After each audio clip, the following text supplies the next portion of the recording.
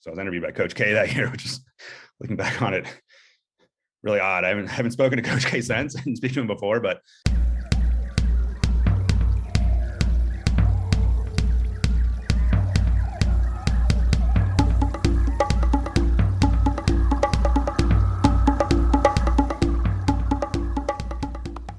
Onions. Welcome back to the Wild Business Growth Podcast.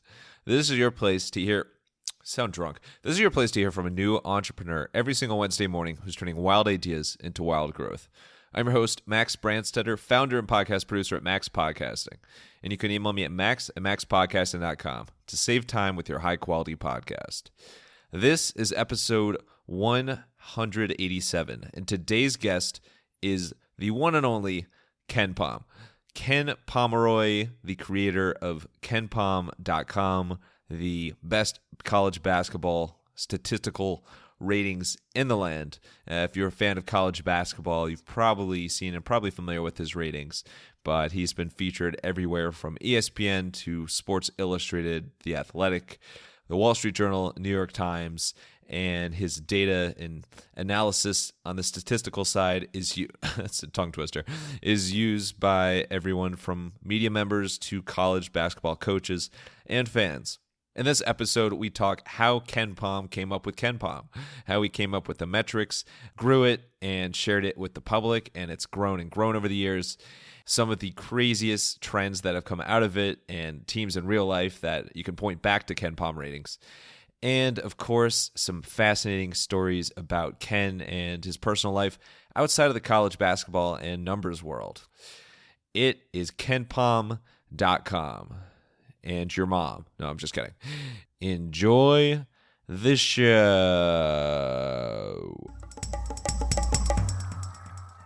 Alrighty, we are here with Ken Pomeroy. You know him as KenPom, aka KenPom.com, the basketball ratings that are everywhere. I feel like I'm talking to a statistical legend right now, which I'm sure that's a great term. But Ken, really appreciate all you do and especially making time today. How you doing today? I'm doing great, Max. Thanks for having me on. Yeah, it's people always struggle with how to introduce me. Legend's a little bit over the top, but I'm not gonna deny it. I don't think I'm a legend, but if you want to call me that, great. Stroke my ego. Well, you can jump off at any time.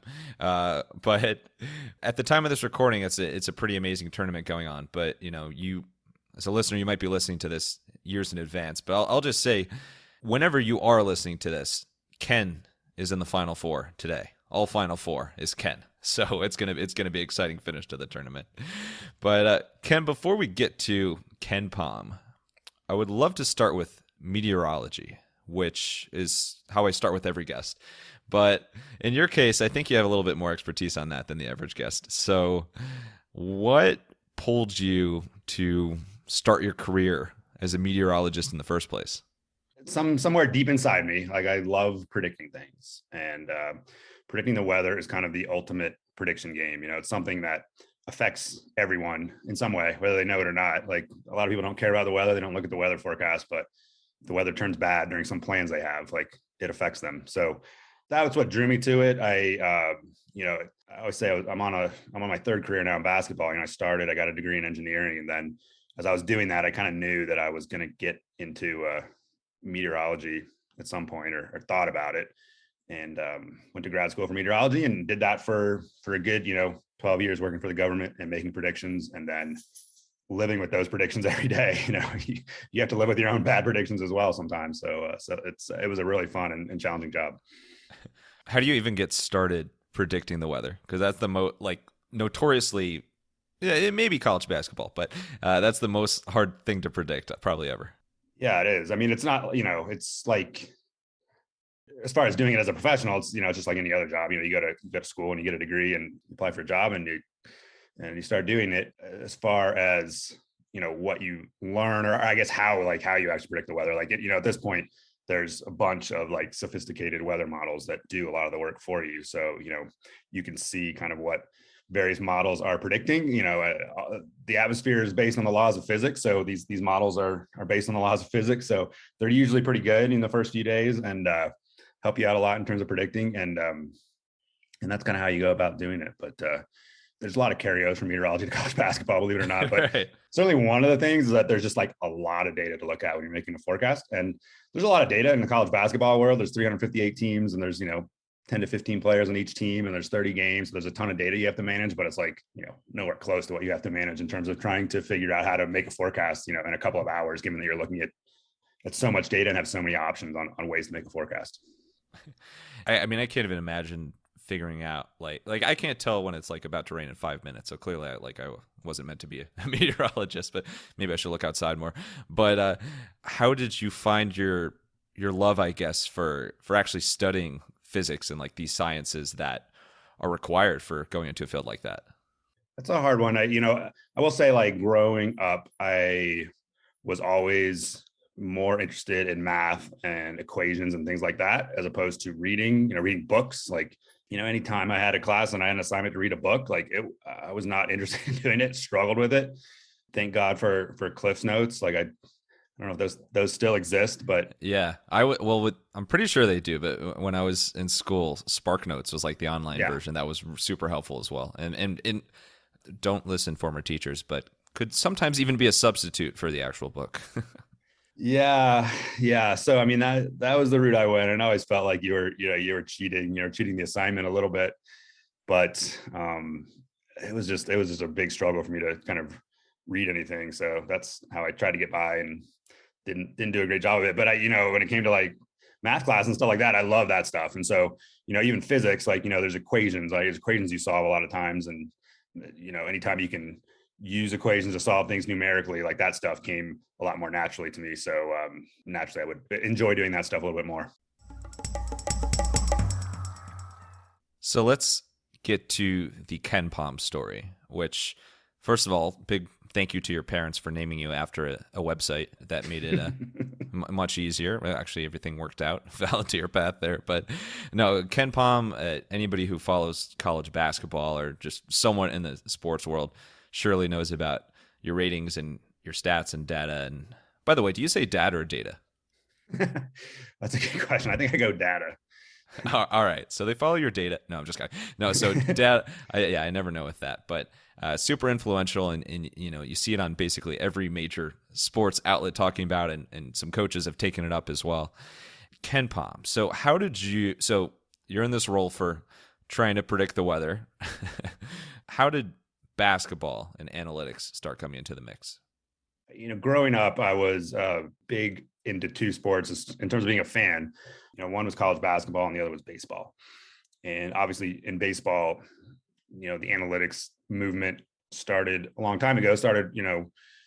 Bill James is pretty famous for his work in the mid 80s or so. It's kind of when I was like becoming of age as a kid in terms of watching sports. And so I read a lot of his work and was really fascinated by it. And I mean, the baseball analytics movement predates him too, but yeah, but that he's like the father of sabermetrics, right? Exactly. So, his work was pretty revolutionary. He was also a great writer, so he just communicated his ideas really well. And so I always had that bent to kind of be interested in the numbers side of sports. I was one of the reasons I like sports too, is like, wow, look at all these numbers that are in the newspaper every morning, from the games that were played last night. Right. So, I just naturally had a bent towards that. And as when I was in grad school, really, I always wanted to do like a rating system, I want to have my own rating system. I grew up, Jeff Sagarin was a big name in ratings, and I would, read his stuff. And that also he was kind of like the Cliff Notes of sports. You felt like you were cheating a little bit looking at his ratings, because you figured out who was good immediately without having to watch games. All that was going on. That kind of led up to early 2000s when, the internet kind of matured, and there was just a lot of like independent people writing about stuff online. And the stuff I was interested in was analytics, sports analytics, but most people were writing about baseball analytics, which was really interesting. By that time, I didn't really care too much about baseball, but I was really interested in their work. And I was like, hey, who's doing this for college basketball? And, this was pre-Twitter, pre-Google. So I couldn't find anyone that was doing it, but that, again, there was really no Google. So oftentimes you'd eventually find something that you were looking for. I mean, it might take you a few days, but I never found anyone that was doing it. So I was like, I'm going to start doing this. I'm kind of bored here working as a meteorologist in Montana, and didn't have a lot of friends up there. So I was like, and certainly no friends that were talking about college basketball. So I was like, okay, well, I'm going to start digging into this. And that's kind of where everything got started. That was the very first ideas.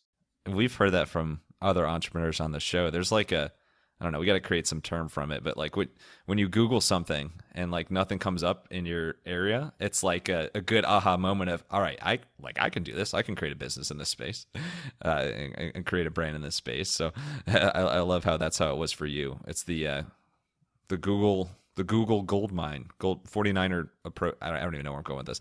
You kind of honed in on college basketball. You found an opportunity there. How did you get the ball rolling, no pun intended, with what specific stats and metrics to focus on? I was really inspired. Like I said, nobody was doing anything on this, but there were a couple people who were doing work in the NBA on this that was starting to gain some notoriety. And one of those guys was Dean Oliver, who is currently an assistant coach for the Washington Wizards, but he wrote a book called Basketball on Paper in 2002. I think the book Moneyball itself came out in like 2003, obviously not about basketball, but that got a lot of notoriety. John Hollinger, who was an executive with the Memphis Grizzlies until recently, he was publishing something called Pro Basketball Prospectus, which also had a lot of analytical stuff in it. So I was reading that stuff and really inspired by that. And so that's kind of how I got started in terms of like, hey, let's talk about advanced statistics, and not to get too much in the weeds here for your general audience, but a lot of the stuff that I do is based on like what happens per possession. So when a team has the ball, what is the percentage chance they commit a turnover, or what is how many points do they average per possession, things like that. I really started there. I mean, so much of the stuff that I've done, I kind of stole from Dean Oliver, and he's been pretty gracious about it. He wasn't working in the college basketball realm, so we didn't necessarily weren't competitors, but that's how I got started. The listeners to the show are 100% all statisticians, however you say it. So you can get as in the weeds as you want. Statisticians and meteorologists, I've heard. But exactly. No, apologies. That possession by possession, which I saw something on your Wikipedia page. Do people really call you Dr. Popo? They don't. Yeah, the Wikipedia page needs a little bit of a refresh. And okay, this whole interview. Apologies for future questions, then. But the entire basis of the interview is yeah. There's the Wikipedia page is about 75% accurate.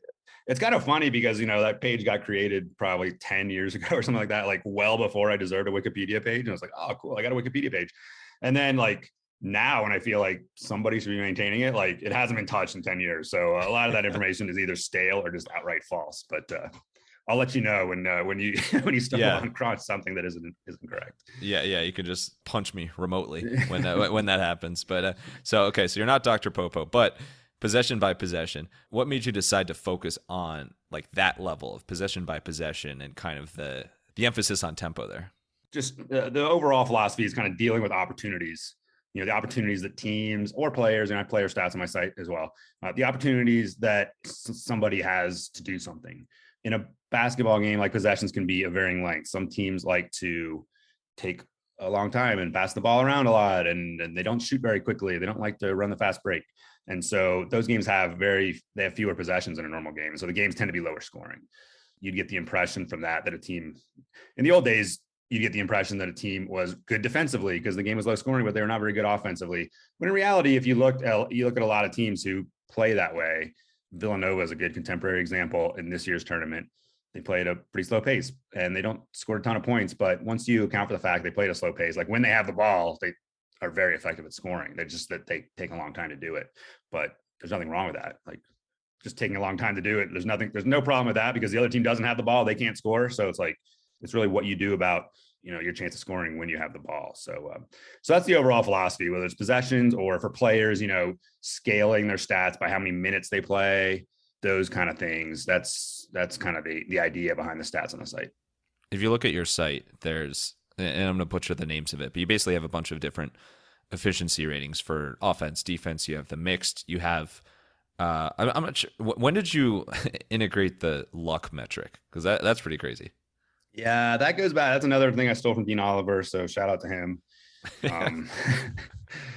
This is dedicated to Dean. It is. It absolutely is. Like I don't think I'd be doing this if it wasn't for his work. So, but yeah, he kind of came up with a method to measure that.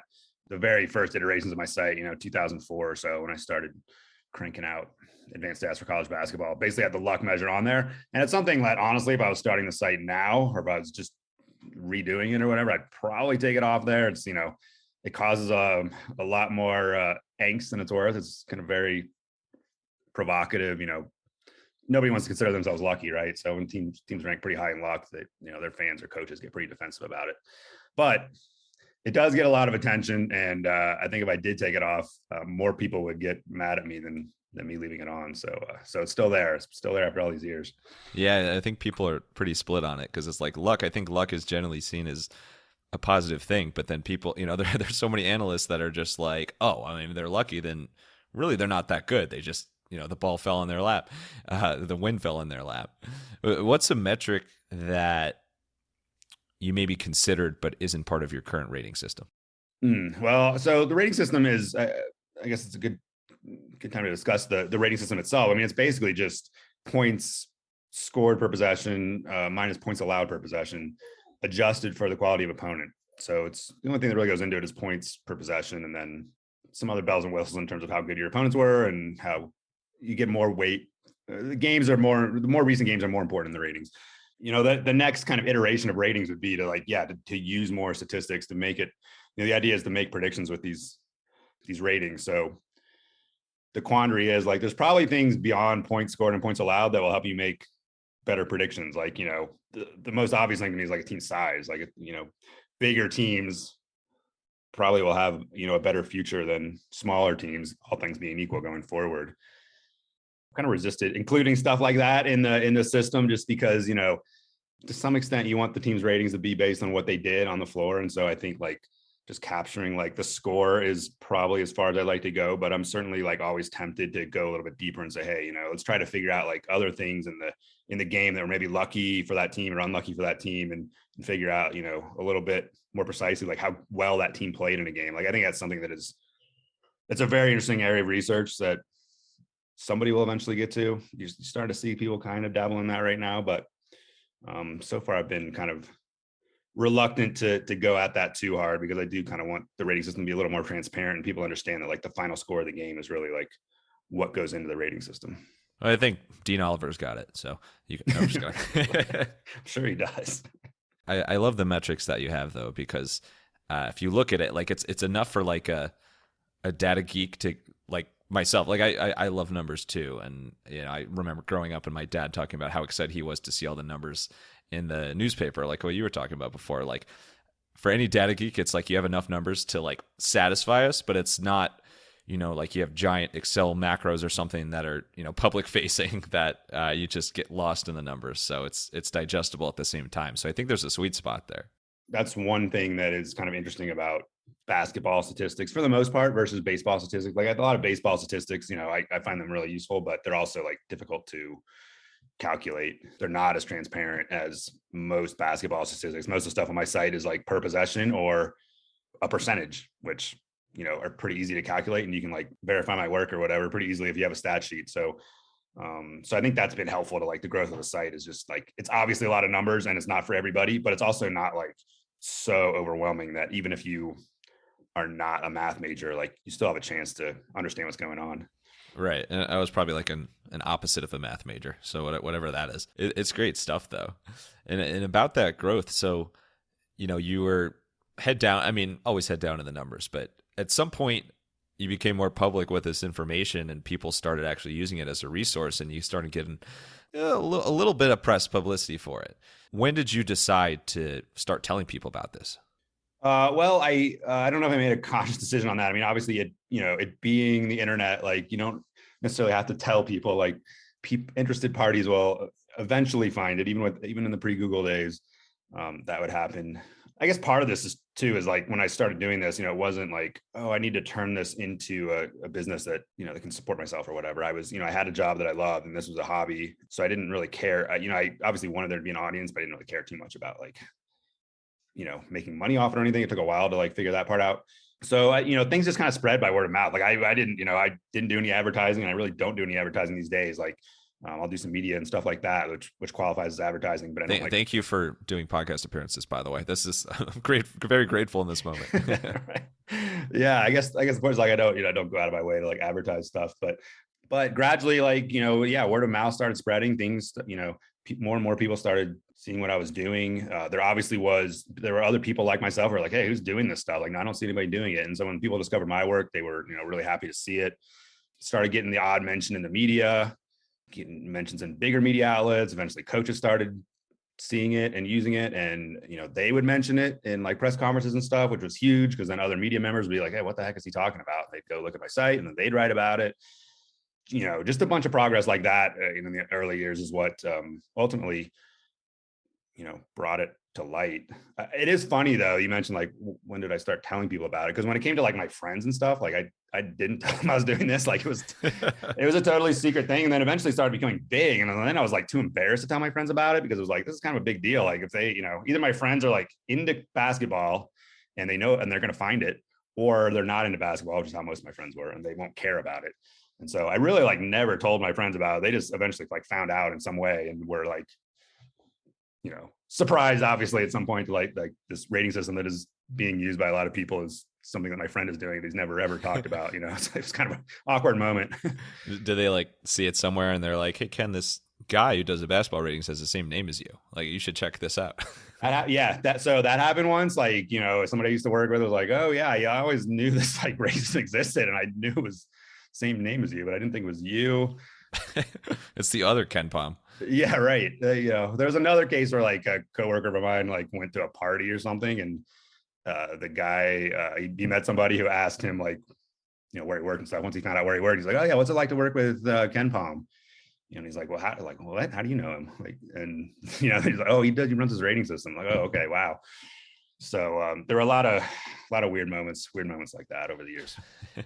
I'm thinking back to the first time I heard of it, and at first, like I didn't even know there was a person behind it. Like I saw KenPom, and I don't know if I thought it was an acronym or something, but I went to IU and a big IU basketball fan, and always followed Inside the Hall, and Alex Bozich from Inside the Hall, like several years ago, was tweeting out KenPom stats and like efficiency rate, like all these things, like, and that was the first place I saw it, and I was just like, oh, this guy from Inside the Hall has like some buddy or something that's pretty into advanced stats. And now it's like the time of this recording, it's like I just feel like you're everywhere, especially during the tournament, but on all these major publications. And what's like, looking back now, what's been the biggest pinch me moment for you about somewhere that KenPom is being used or showcased? There's been a bunch, certainly like over the years, like the biggest moment was really 2010. Duke and Butler met in the championship game. Oh, that was the Gordon Hayward, near greatest shot of all time. Exactly. Yeah, the missed half court buzzer beater.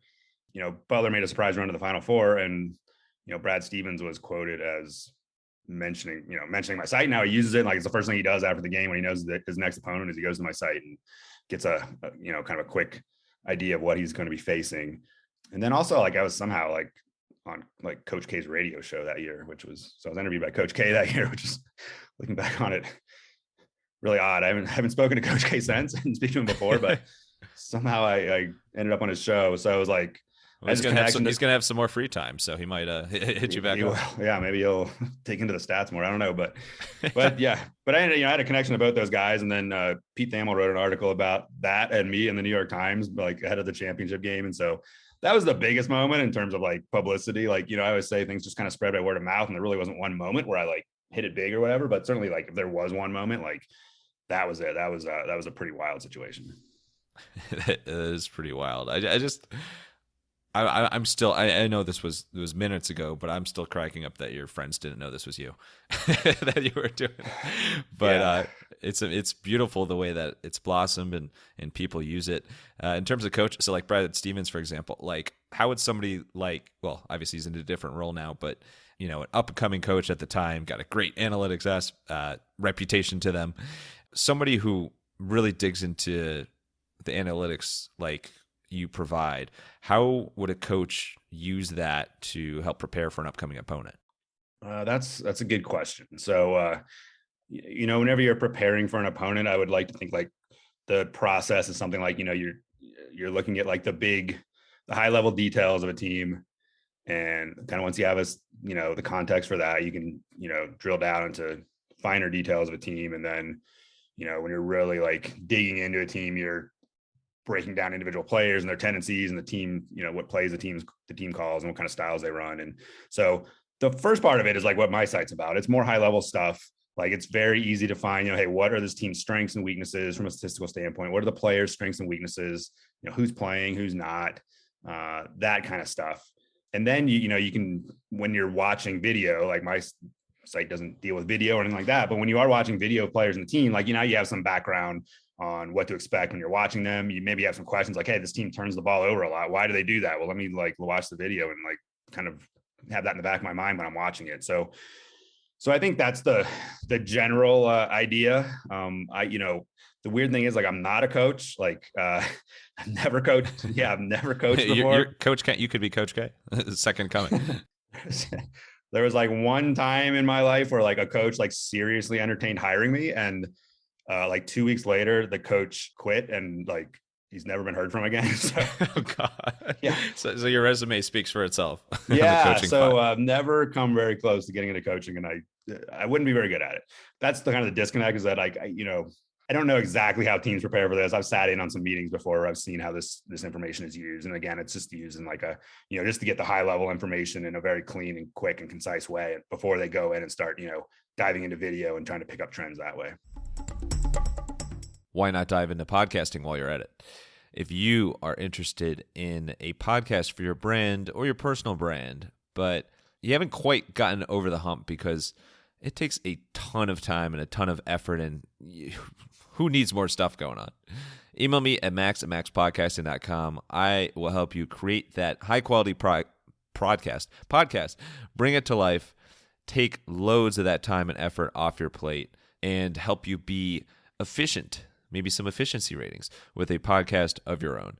Email me at max@maxpodcasting.com. Now, let's dive deeper into the matrix of KenPom. So speaking of trends, I'd love to switch gears a little bit and get to some trends and conclusions that people can pull from your data or data. No, you're going to sign off if I say data. No. And some real life examples. So like at the time of this recording, 2022 March Madness going on. And obviously the talk of the tournament for any fan, expert or casual, has been St. Peter's, and St. Peter's amazing Cinderella run. And they were, at the time of this recording, they're out now, but they were a 15 seed, and I believe the first 15 seed to ever get to the Elite Eight. So just iconic. Coach Holloway has moved on already, but that's a separate story.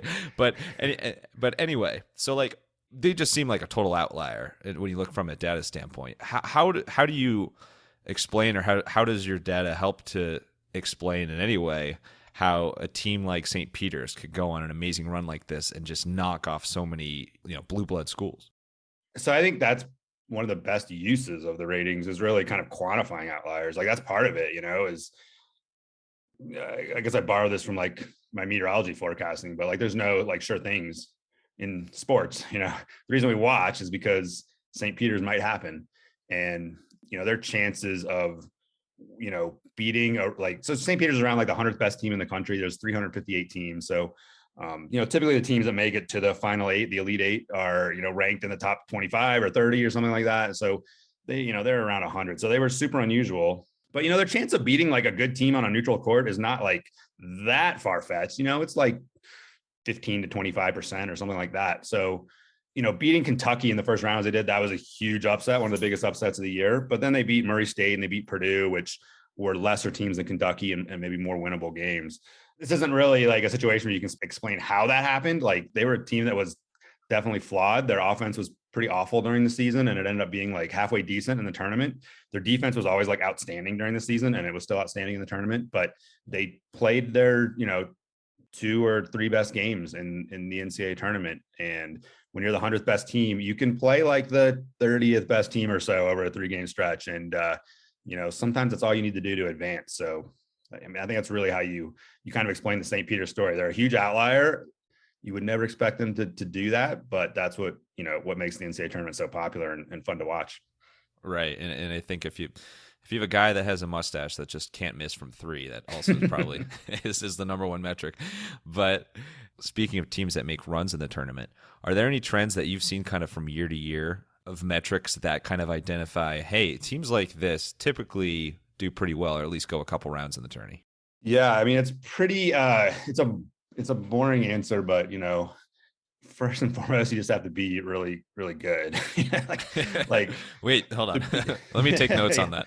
Write that one down. The beauty of college basketball is that like good teams, have a variety of different there's a variety of different paths you can take to being a good team, and so that's kind of the fun of college basketball. I think people tend to focus in, the unique part of my rating system initially was that I didn't just rank teams from 1 to 358. Like I had an offensive and defensive rating, and so people look at that and they're like, well, you got to be, ranked X in offense and X in defense, and then you can win the national title. And I mean, there's some loose truth to that once you figure out what the X's are for both of those things. But for the most part, you just have to be good. And I guess the main thing is people will say, is offense better than defense or defense better than offense? And I mean, offense is probably a little bit better than defense in college basketball. Like it's better to have a great offense than a great defense. Obviously, if you have a great both, that's a championship formula. But, even if you look at the teams remaining in this year's Final Four, and it's like all the teams have a better offense than defense. So people like to think, defense wins championships, and that's kind of what your parents tell you when you grow up. So, you play defense hard, but the reality is offense is probably the slightly more important side of the ball in college basketball. So there you have it. Offense and defense, probably offense a little bit more, maybe wins championships. Great cliche. It'll catch on, I'm sure. Thank you. I might get that tattooed. 358 teams. That's a ton of teams. And I'm sure a lot of this you have automated, and you kind of have a system for figuring out how many points they score and things like that's all public knowledge, obviously. But how do you wrap your head around analyzing such a large percentage of teams when there's so many crazy different factors going on?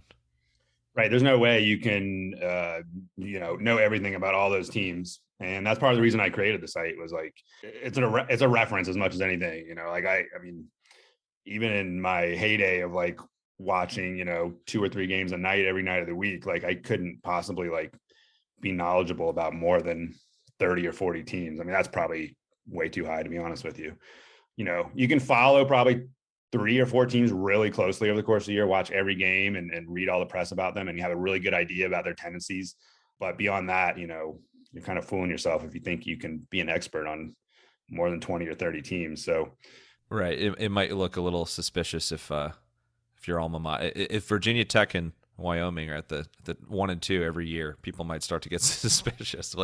Oh, this is what's going on here. In terms of interesting things that people have pulled from it, is there an insight you can share that a coach or analyst pulled from your data that you're like, I never thought of it like that before, but this is meaningful? One of the better and more simpler uses of my site, so I do predictions for every game. And so if you're a coach and you look at your team's schedule and you see predictions for the next 20 games, it can be a little off-putting. And I don't think there's really much value to a coach for looking at that. It's the old, Han Solo line, never tell me the odds. You don't need to know your odds of winning the next game really as a coach. You're just, what's that going to change? You're trying to win that game. So whether the odds are great or poor, you're just trying to win that game. But there's a coach, Tim Miles, who currently coaches at San Jose State. Is he used to be at Nebraska? Is that the same guy? Used to be at Nebraska, Colorado State before that. And but yeah, he was at Nebraska, I think, and he was looking at his predictions, and the projected record in the Big Ten was 6-14 or something. And Tim had been there it might have been his 3rd or 4th year at Nebraska, and he was it's not so great, and he was a little bummed out about it. And then he looked at the scores, and a lot of the losses that were predicted were really close. And he was like, hey, if we just can improve our team a little bit, we're going to be in all these games. We can just improve our team a little bit. We can actually win a lot of these games. And that's, turns out that's what he ended up doing that season. He I think they finished 13-5 in the Big Ten or something. And, he just kind of, instead of having a chip on his shoulder and cussing me out under his breath, which I'm sure he's done on many occasions, he kind of used it in a constructive way and was like, hey, we're actually really close to competing in this really difficult league. So we shouldn't get discouraged if we work hard enough, good things are possible. So I thought that was a really cool way to kind of use the prediction part of the site, which most coaches probably don't even want to look at or don't even touch. That maybe they use the Cliff Notes version of the prediction part of the site. Could be. all time, like in the past 20 years since you've been doing this site, who's been like the best team? Like one specific year for a team. Is there one that was like by far the best offensively and defensively overall? Yeah. So this is going to disappoint you and your audience greatly. No, you're good at setting low expectations. I know, yeah. But I don't pay too close attention to like those kind of superlatives. Like there are definitely other people out there. Like I know like Wisconsin 2015 had the best offensive rating ever, 129. And the best defense might have also been that year, Kentucky 84.4. 2008 Kansas, I think, is second. But anyway, yeah, it's odd. I don't have these like superlatives necessarily in my head. It's actually pretty hard to like compare, take this data and compare it across years, just because, especially with the offense and defense, because some years, there's the rules just favor like good offense, and some years the rules favor good defense. And so, if you really want to know, like, hey, what is the best offense in the history of basketball? Like, you kind of need to consider like the era that a team played in. And even though I've been doing this for 20 years, and you might think that's like one era and like nothing's changed in that time frame, like a lot has changed in that time frame. And a lot changes from year to year in college basketball, depending on what rules they want to enforce and things like that. So yeah. So it does become pretty challenging. But yeah, I think I gave you the correct answers on those. So and this is, I'll just say it for you that you don't pay much attention, right? So no, but is besides St. Peter's, in recent memory, has there been a team that went on a really fun Cinderella run that there was something you could point to in your ratings that might have hinted that? Yeah. I think we've established that like with St. Peter's, we probably couldn't have picked anything. Like they were just one of those okay mid-major teams that played really well in the tournament. You needed a power of the peacock metric. Yeah, something like that. And like, it's not to say that there weren't actual things that happened that in retrospect, maybe we can use to explain it. But from a statistical standpoint, very difficult to see that coming. But I mean, I think every year, there's teams that are kind of like, people look at their tournament resume. Like Houston was a really good example this year and last year to some extent, but this year they make the Elite Eight. They were a 5 seed, but they were, top 5 in my rating system and other rating systems. And it was pretty obvious, like they were a really good team. Whether they were a great team or not kind of remained to be seen. And they obviously lost in the Elite Eight, so people will not necessarily look back on that year and call them a great team, but they beat good teams on their way. They beat Illinois, they beat Arizona to get to the Elite Eight, lost to Villanova in a pretty ugly game in the Elite Eight. But before the Villanova game, they actually, like, if you look at odds makers, they're actually the favorite to win the tournament at that point, which is like, I think unprecedented for a 5 seed. So that was a case where, like, if you just look at their seed, you would have been super surprised with where they got to. If you looked at, like, power ratings and analytics, you would have been certainly far less surprised at where they got to. So let's switch it up a little bit. Let's get to more you on the personal side. And this is probably where you're like, oh God. But oh God. This is, it doesn't have to be tied to your metrics or what you do for a living, but they're totally cool if there's some overlap there. But this is a segment called The Unusual. So pet peeves, quirks, weird talents. What's something a little quirky about your personality that, other than being so entrenched in, the data and meteorology, that your friends or family calls you out for? That's a little quirky, but it's who you are. No reason to change. I don't know if anybody calls me out for it to my face, but part of the success of the site is, like, I don't know if you remember a professional basketball player by the name of J.R. Ryder, but if you don't, that's okay. But he was I thought you were going to say J.R. Smith. J.R. Smith might qualify as well, but J.R. Ryder more so. A talent who was, like, completely uncoachable, basically. Okay. Yeah. Same thing. That's kind of my personality. I mean, I hope I have talent. I think I do. Whether I do or not, I guess is up to others to judge. But I also have been kind of uncoachable in my life, which is, part of the reason I started my site, and part of the reason I do it is that I am my own boss, and I can kind of set my own times to work, but also I can just, like, flesh out my own ideas without having to answer anybody, however bizarre they are. And that is something that definitely led me down this path, but it also led me down the path where, like, I basically do this by myself. I mean, I've had people help me out on the site before, but for the most part, I do all the work myself because I just don't quite trust anyone else to do it. So that is, a personality quirk. Certainly I'm, pretty introverted, kind of a loner, definitely like to be with my own thoughts a good part of the day. Yeah. Sorry for infiltrating those. It's okay. I will be mentally exhausted by the time this interview is over from all this talking. But Perfect. yeah. I'll send you a $3 million check in the mail, and then we'll call it we'll call it even.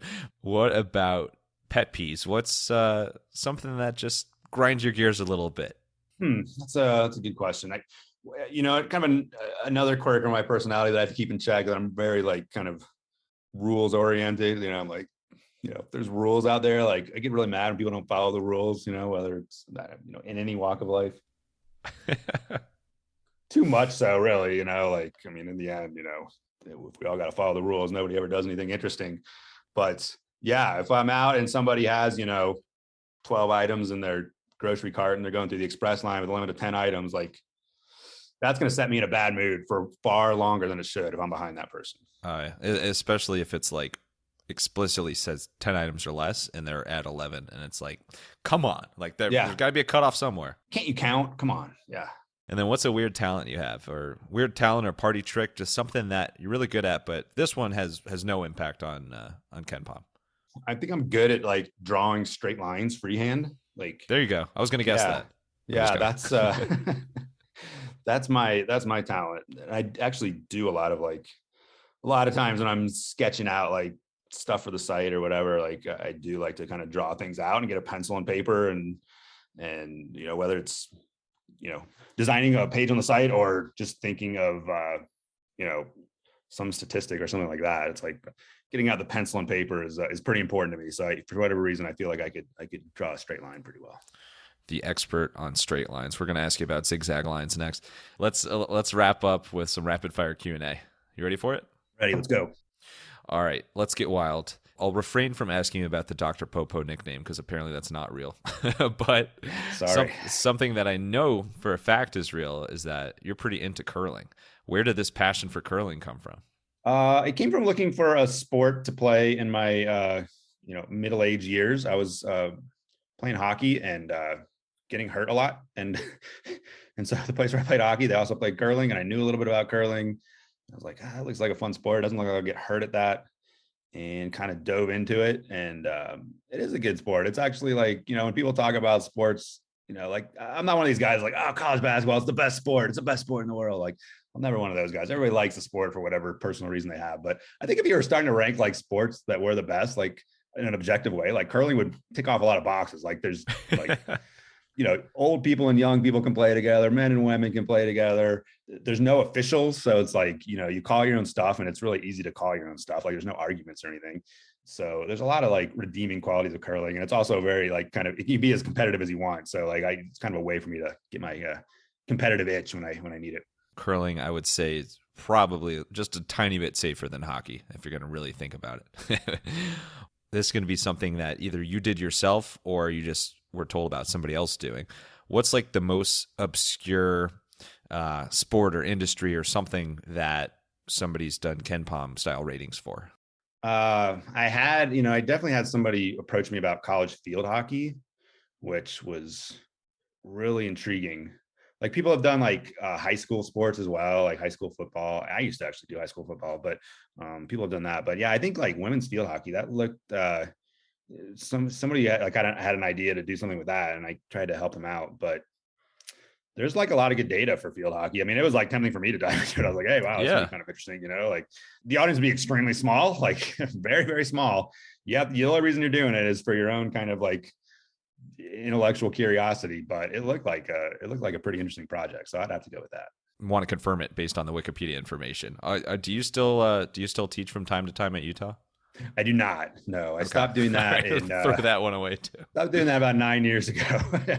Yeah, that was a really challenging gig. So it was a night class. We just talked about how I don't like talking a lot. So it was a once a week night class. So it was like a 2.5 hour session. And the class was made up of like non-science majors. So these were people from, like mostly arts majors ticking off an elective, in the science category. So they didn't really have a natural interest in this. So a huge challenge, like just a really useful, like trying to explain a scientific field to people who don't understand that language. So having to be really simple about things and try to keep them interested. And, again, a lot of crossover to what I do in basketball, because you talk to coaches who don't have a math background and you're trying to make this really simple and keep them interested in it and make them understand how this could be useful. There's a direct correlation there. And sometimes you succeed and most of the time you don't. Like it's just, super challenging, but you gotta keep trying.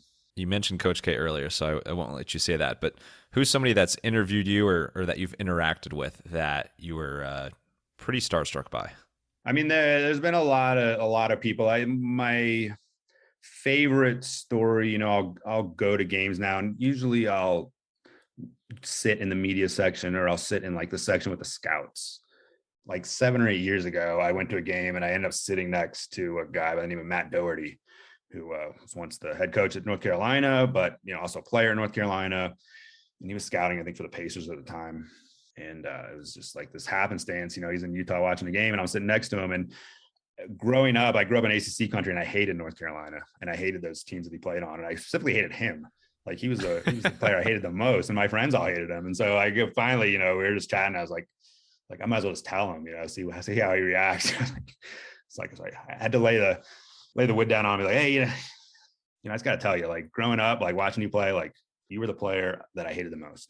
And he's like, oh, wow. Like that's awesome. Like you didn't hate Jordan or James Worthy or some Perkins, you hated me. That's actually a great compliment. I really appreciate that. So yeah, that was probably the highlight of anybody I've interacted with over the course of the last 20 years.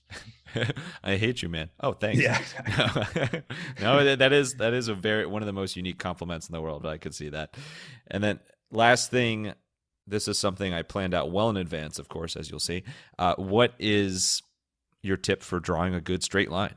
Yeah, really, it's practice. You got to practice. You need to be motivated properly. So in my case, there's usually good reasons to kind of draw a straight line to make sure that I'm reflecting what's going to be on my webpage accurately.